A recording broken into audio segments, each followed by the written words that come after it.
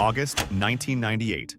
The Ultimate Warrior's music hits and the crowd explodes. He's back in wrestling after years away, signed to WCW for what everyone thought would be his triumphant return. 3 months later, he was gone, not just from WCW, but from wrestling entirely. What happened in those 3 months would cement his reputation as the most hated man in the business. But before he became the Ultimate Warrior, he was just a normal guy from Crawfordsville, Indiana. James Bryan Hellwig started as the Dingo Warrior in smaller promotions, working for just $50 a night in world-class championship wrestling. Even then, people noticed something different about him. Not just his incredible physique, but his intensity. When he ran to the ring, it looked like he was going to war. Hellwig's path to wrestling started with his friend Steve Borden, who would later become Sting. They formed a tag team called the Blade Runners in the Universal Wrestling Federation. But even as a tag team partner, Hellwig showed signs of the selfishness that would define his career. Sting later said Jim was really intense, paranoid, and had completely different philosophies about wrestling and life. He wasn't a team player from day one. Jim Ross, who worked for UWF at the time, saw the warning signs early. Hellwig was extremely self-centered backstage. He didn't factor into the rest of the roster and always seemed out of place. Ross said it seemed like wrestling was just plan B or C for him. Not what he set out to be, but he needed the spotlight on him constantly. The tag team didn't last. Bill Watts, the UWF booker, realized Hellwig wasn't willing to be a team player. He wasn't listening to advice about improving his skills. Unlike Sting, who was well-liked backstage and eager to learn, Hellwig had to go it alone. His attitude was already rubbing everyone the wrong way, and he was just getting started. WWE saw that raw intensity and knew they had something special. In 1987, they brought him in and transformed him into the Ultimate Warrior. The face paint, the neon colors, the explosive entrance. Everything about the character was designed to be larger than life, and it worked immediately. Fans had never seen anything like him. When his music hit, the arena would shake. Kids would jump out of their seats. Adults would get caught up in the energy. The Ultimate Warrior wasn't just a wrestler. He was a force of nature. His matches weren't technical masterpieces, but they didn't need to be. He brought pure adrenaline to every performance. Vince McMahon was the king of promoting style over substance, and the Ultimate Warrior looked incredible with undeniable charisma. He couldn't even cut a proper promo, speaking almost total gibberish, but it suited his persona perfectly. McMahon pushed him hard and fast, and the fans responded immediately. WWE pushed him straight into the main event scene. By 1989, he was challenging Hulk Hogan for the WWE Championship at WrestleMania 5. He didn't win that night, but he proved he belonged on the biggest stage. The crowd was split between Hogan and Warrior, something that rarely happened with Hulk's opponents. This was unprecedented territory for a relatively new performer. Then came WrestleMania 6, the Ultimate Challenge. Hulk Hogan versus the Ultimate Warrior, champion versus champion. This was supposed to be another Hogan showcase, but something magical happened. The Toronto Skydome crowd was completely behind Warrior. When he pinned Hogan clean in the middle of the ring and became the new WWE champion,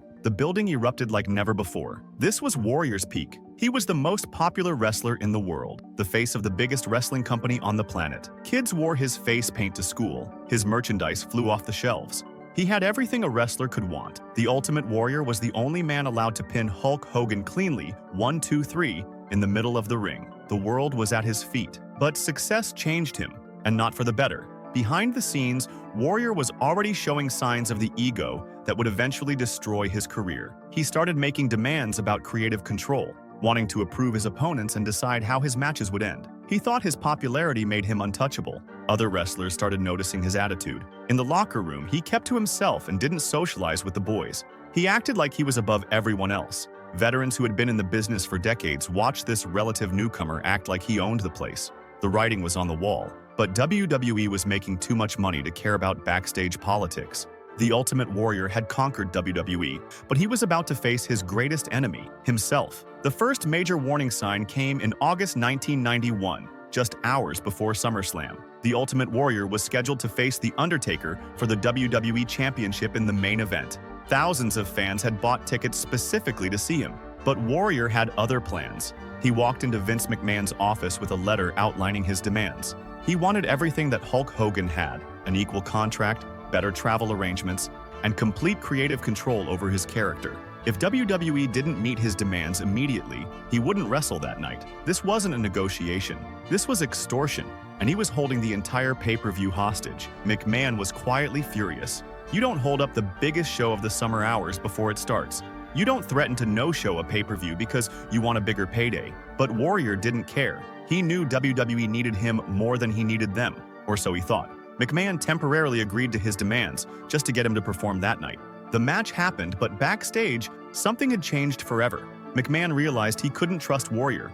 After the match, when Warrior walked back through the hallway, Vince told him to get out of the building. In a curt letter from McMahon to Warrior afterward, you could almost feel his seething anger radiating from every word. Other wrestlers watched this unfold and saw exactly who they were dealing with. This wasn't a team player. This was someone who would sacrifice everyone else's paychecks for his own benefit. Bret Hart was there that night and later said watching Warrior hold up SummerSlam was one of the most selfish things he'd ever seen in wrestling. The stories about his backstage behavior started piling up.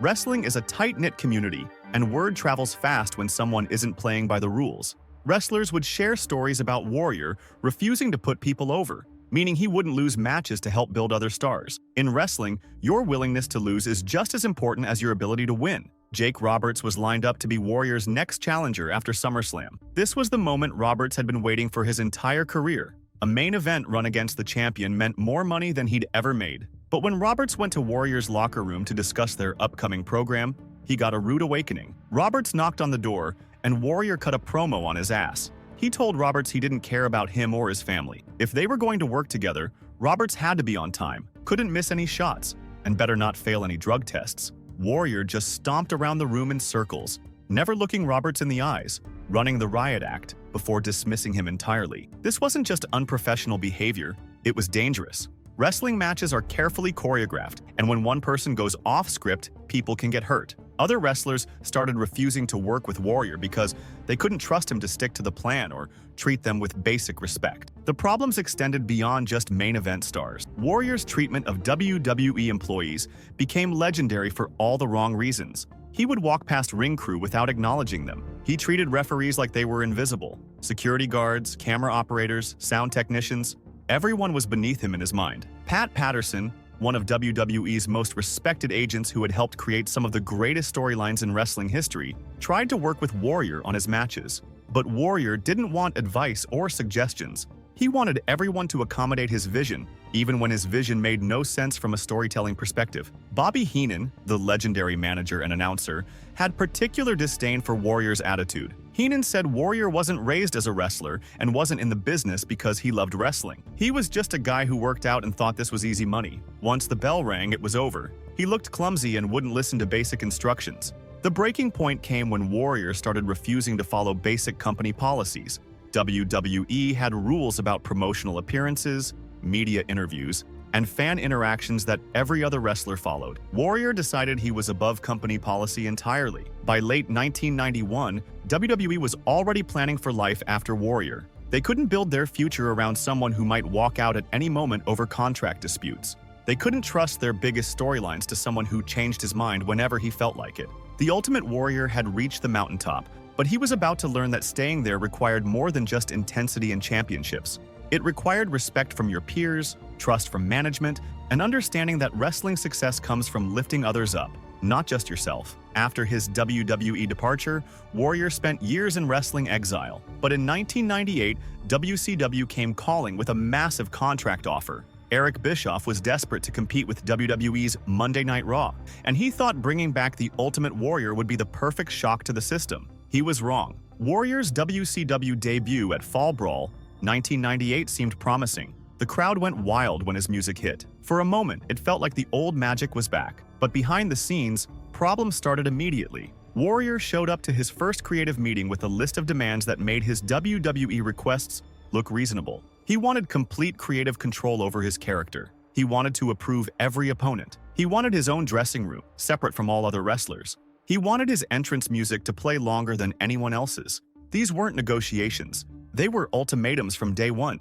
Eric Bischoff later admitted he knew they'd made a mistake within the first week. Warrior wasn't just difficult to work with, he was impossible. He would show up to television tapings and refuse to follow the scripts. Writers would spend hours crafting storylines, only to have Warrior tear them up and demand rewrites on the spot. The other WCW wrestlers were shocked by his behavior. These were guys who had worked with difficult personalities before. Wrestling has always attracted big egos, but Warrior was on another level entirely. He acted like everyone else was there to serve him. including established stars who had been carrying the company for years. Hollywood Hulk Hogan was the biggest star in WCW at the time, but even Hogan was appalled by Warrior's attitude. Hogan had worked with Warrior before and knew what to expect, but years away from wrestling had made Warrior even worse. He was more demanding, more paranoid, and more impossible to reason with than ever before. The Halloween Havoc 1998 match between Hogan and Warrior became legendary for all the wrong reasons. The match was supposed to be a redemption story for both men,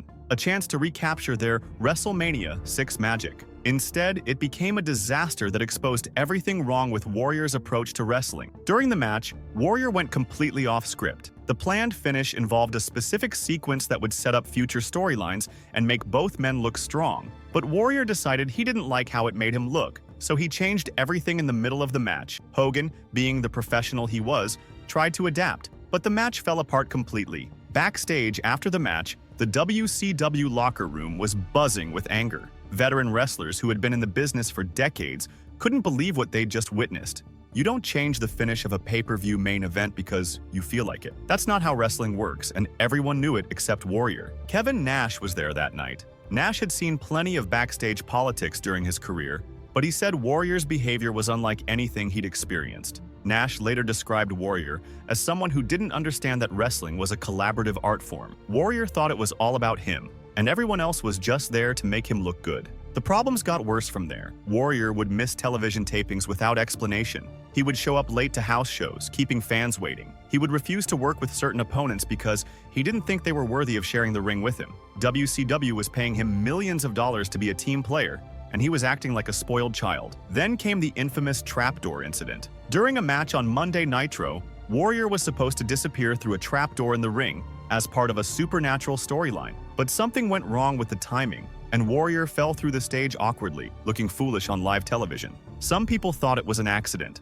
Others believed WCW did it on purpose to embarrass him after weeks of his impossible behavior. Either way, Warrior became convinced that WCW was trying to sabotage him. He started seeing conspiracies everywhere. He thought other wrestlers were plotting against him. He thought management was setting him up to fail. The paranoia consumed him and made him even more difficult to work with. Eric Bischoff tried everything to make the situation work. He assigned different agents to work with Warrior. He gave him more creative input. He even let Warrior write some of his own promos. Nothing helped. Warrior's ego had grown so large that no amount of accommodation could satisfy him. The final straw came when Warrior started no-showing events entirely. WCW would advertise his appearance, sell tickets based on his involvement, then have to explain to disappointed fans why he wasn't there. This wasn't just unprofessional. It was theft from the fans who had paid to see him. Other wrestlers started speaking out publicly about Warrior's behavior. Usually, wrestlers keep their complaints private, but Warrior's actions were so egregious that people couldn't stay silent. Diamond Dallas Page, who was one of WCW's most respected locker room leaders, called Warrior's behavior disgraceful and unprofessional. By early 1999, WCW had seen enough. They released Warrior from his contract after just a few months, eating millions of dollars rather than continue dealing with his antics. It was an unprecedented move. Wrestling companies don't usually walk away from that kind of investment unless the situation is completely hopeless. With his wrestling career effectively over, most people expected Warrior to fade away quietly. Instead, he embarked on a speaking tour that would destroy whatever was left of his reputation. What came out of his mouth during these appearances shocked even his harshest critics. Warrior started giving speeches at universities across the country. These weren't motivational talks about overcoming obstacles or achieving your dreams. They were hate-filled rants that revealed the ugly truth about who he really was behind the face paint. Students who had grown up watching him as their hero were about to see their childhood destroyed. The most infamous of these speeches happened at the University of Connecticut in 2005. Warrior took the stage and immediately launched into a tirade about homosexuality that left the audience stunned. He called gay people queers and said they were destroying society. He claimed that homosexuality was a choice and that gay people were deliberately trying to corrupt children. But he wasn't done. Warrior went on to make racist comments about minorities, claiming that certain ethnic groups were genetically inferior. He said women belonged in the kitchen, not the workplace. He attacked disabled people, suggesting they were burdens on society. This wasn't just politically incorrect. This was pure hatred being spewed by someone who had once been a role model to millions. The speech was recorded and quickly spread across the internet. Wrestling fans who had defended Warrior for years suddenly couldn't find excuses for his behavior. This wasn't about being difficult to work with or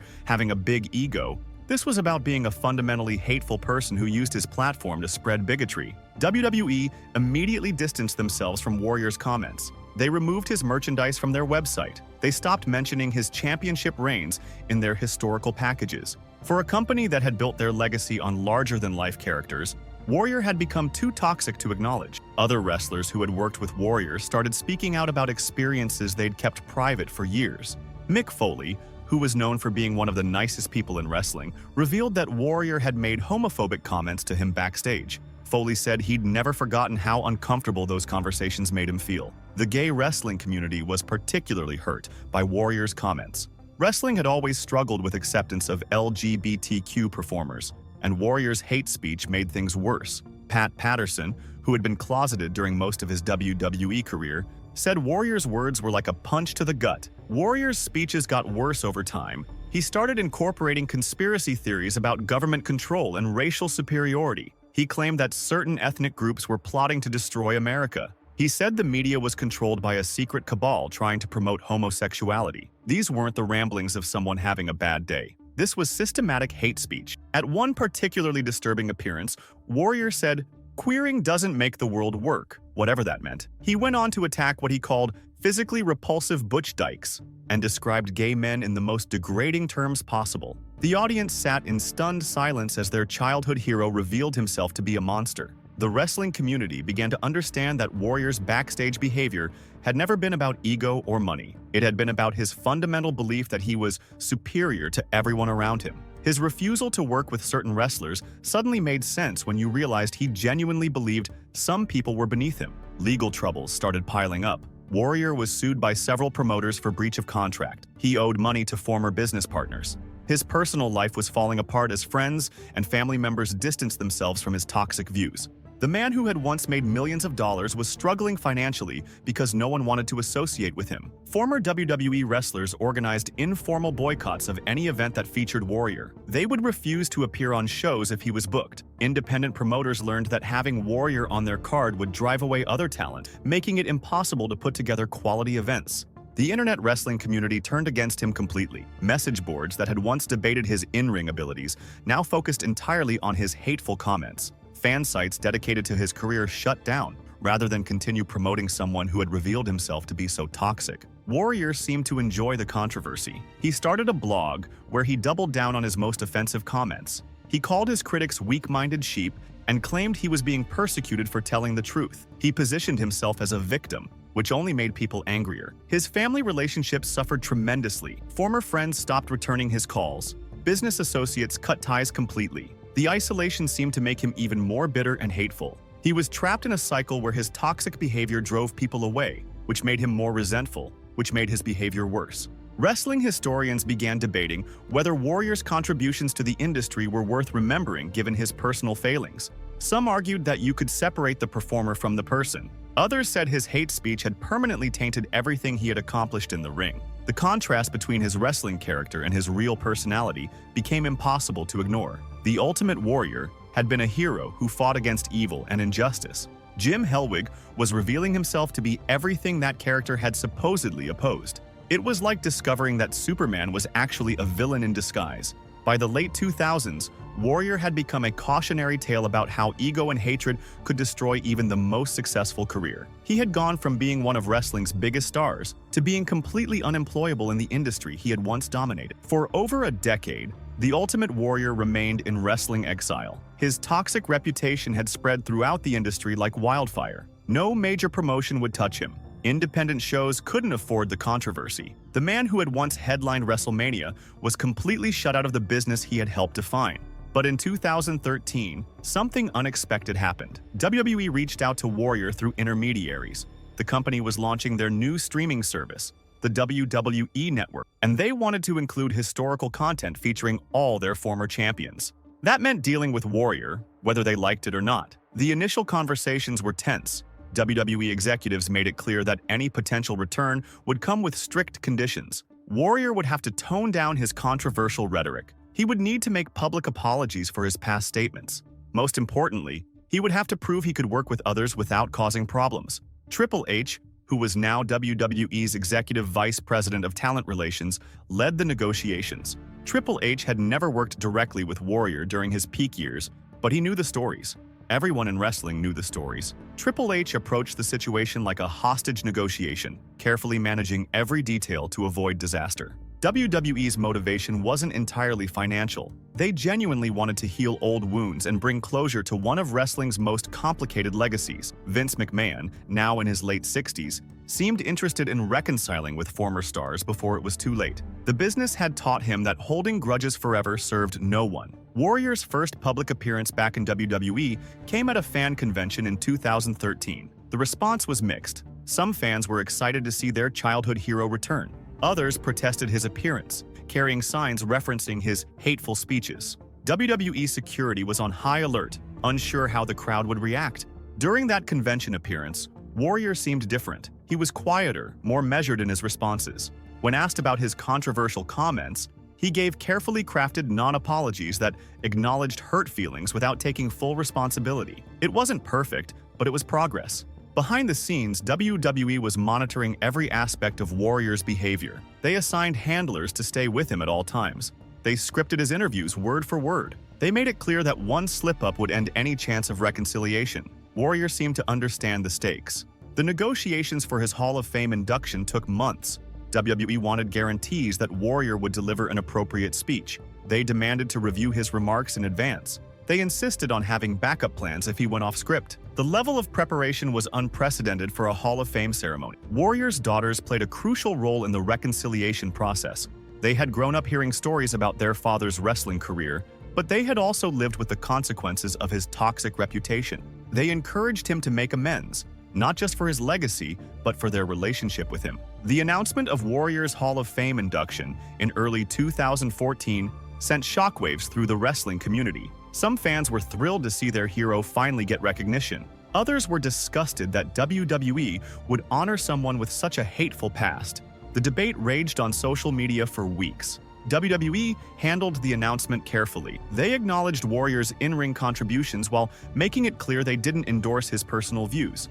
It was a delicate balance between honoring wrestling history and maintaining corporate values. As the Hall of Fame ceremony approached, Warrior seemed genuinely committed to making things right. He reached out to former wrestlers he had wronged, attempting to repair damaged relationships. Some accepted his overtures, others remained skeptical. The wrestling community was watching to see if this redemption was real or just another performance. The Hall of Fame speech itself was surprisingly heartfelt. Warrior thanked his family, acknowledged his mistakes, and spoke about the importance of leaving a positive legacy. He seemed emotional, almost vulnerable in a way fans had never seen before. For a moment, it felt like the Ultimate Warrior and Jim Hellwig had finally become the same person. But the speech also revealed how much damage had been done over the years. Several wrestlers who should have been there to celebrate with him were notably absent. The wrestling community's response was cautiously optimistic but far from universally positive. Too much had happened for complete forgiveness. Warrior's final WWE appearance came on Monday Night Raw,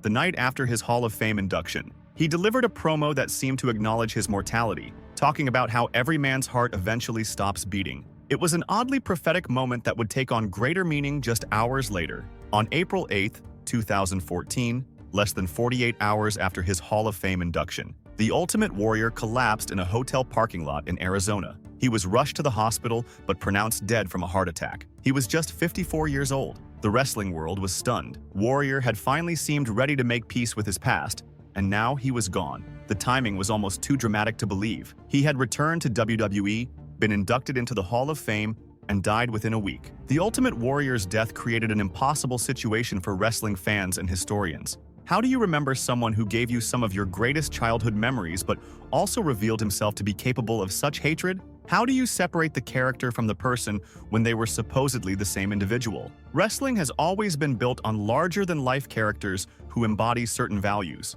The Ultimate Warrior represented pure fighting spirit, the idea that intensity and determination could overcome any obstacle. Children around the world learned about perseverance by watching him battle against impossible odds. But that same intensity, when channeled into real life, became something toxic. and destructive. The contrast between his wrestling persona and his actual personality became a case study in the dangers of believing your own hype. Warrior had spent so many years being told he was special, being treated like a superhero, that he started believing he actually was superior to everyone around him. The line between performance and reality disappeared completely. Other wrestlers learned valuable lessons from Warrior's downfall. Stone Cold Steve Austin, who became wrestling's next big anti-hero, made a point of treating everyone backstage with respect. The Rock, despite becoming Hollywood's biggest star, maintained relationships with wrestlers at every level of the business. They had seen what happened when ego consumed talent. Current WWE superstars often reference Warrior's career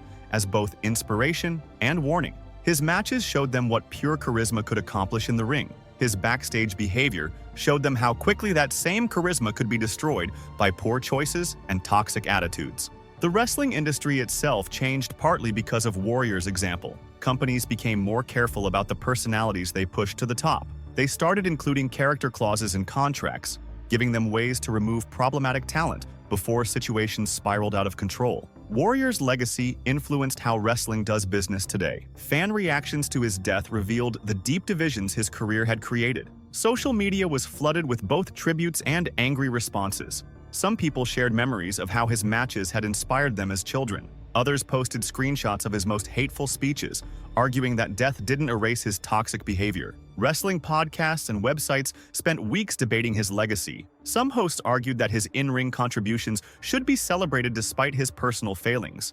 Others insisted that his hate speech had permanently tainted everything he accomplished. The conversations became heated, reflecting how personal his impact had been on multiple generations of fans. His daughters faced the impossible task of mourning their father while acknowledging the pain he had caused others. They spoke about the man they knew privately versus the public figure who had said such hurtful things. Their perspective reminded everyone that behind every wrestling character is a real person with family who loves them. WWE's handling of his legacy became a template for dealing with controversial figures. They acknowledged his wrestling accomplishments while making it clear they didn't endorse his personal views. They included his matches in historical packages but avoided promoting his personality or quotes. Independent wrestling shows still debate whether to book Warrior tribute matches. Some promoters argue that his wrestling style and character deserve recognition. Others worry about the message it sends to LGBTQ fans and minority communities who were targeted by his speeches. Wrestling schools use Warrior's story as a cautionary tale about professionalism and respect. Trainers tell students that talent alone isn't enough to sustain a career. You need to work well with others, treat people with dignity, and understand that wrestling is a collaborative art form. The Ultimate Warrior's legacy remains one of wrestling's most complicated stories. He proved that you could reach the absolute pinnacle of sports entertainment through pure intensity and charisma. But he also proved that maintaining that success requires character traits that have nothing to do with what happens inside the ring. The Ultimate Warrior's story is ultimately about wasted potential and the price of hatred. He had everything a wrestler could want, but threw it away because he couldn't see past his own ego. His wrestling legacy will always be overshadowed by the toxic person he revealed himself to be. Share your Warrior memories in the comments, whether good or bad. Subscribe for more wrestling documentaries that dig deep into the complicated lives behind the characters.